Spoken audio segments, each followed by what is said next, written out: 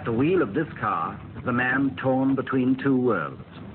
He's an Arab sheikh who was born in an old Arabia and will die in a new one. He worships Allah, loves the desert, and is one of the richest men in the world. His name is Zayed.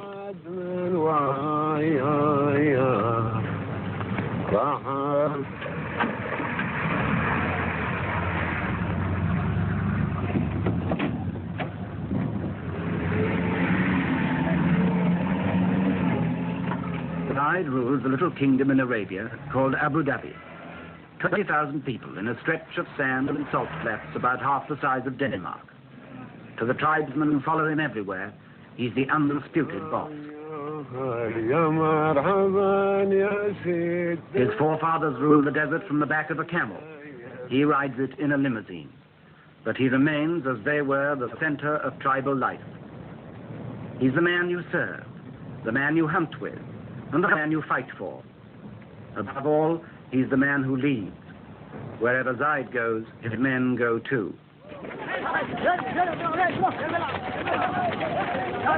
Those who don't travel with Zayed come out of the desert to greet him.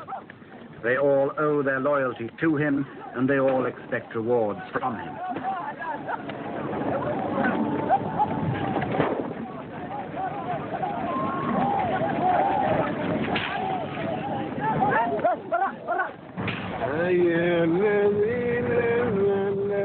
Zayd's tastes have not been influenced much by his money. He likes the simple life, to drive himself, to go hunting and camping in the desert, to be with his people, as a sheikh should be, to follow the ways of the old Arabia.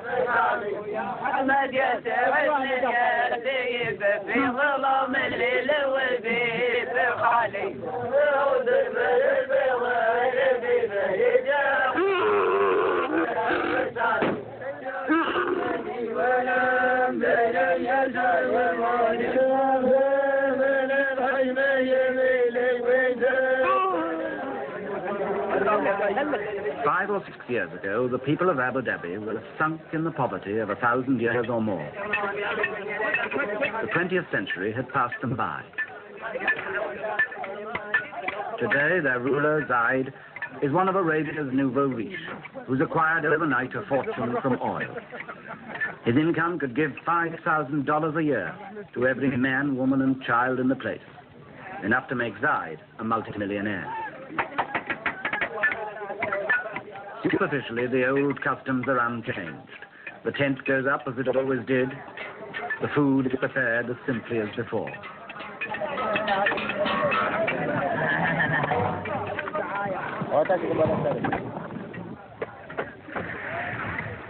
Zayd's natural pace is leisurely, almost indolent. Time is about the only thing the desert's been rich in until now. Time for coffee. Time for talk. Time made into ritual from century to century, from morning till night.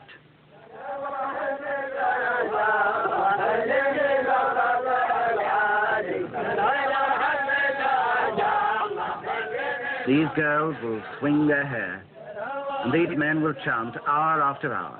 In the desert, there's no rush. At least, that's how it used to be. But Zayed, with his money, has begun to learn better.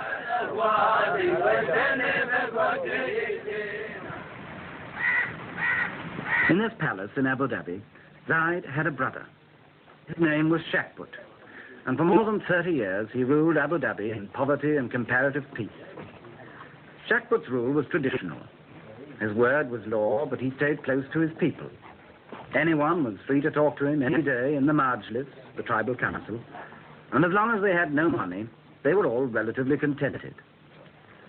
And then in the 1960s, Abu Dhabi struck it rich, and its troubles started.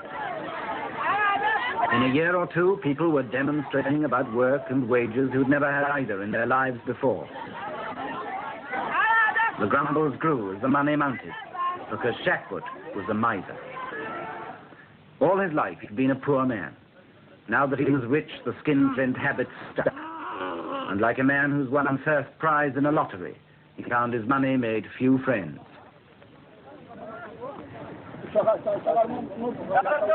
People began to say his brother, Zayed, would be a better ruler. He had a mind more open to the world. He was generous. He was a man's man. But Zayed had sworn to his mother years ago that he would never harm Shakput, and for 5 more years he stayed loyal, and the people waited.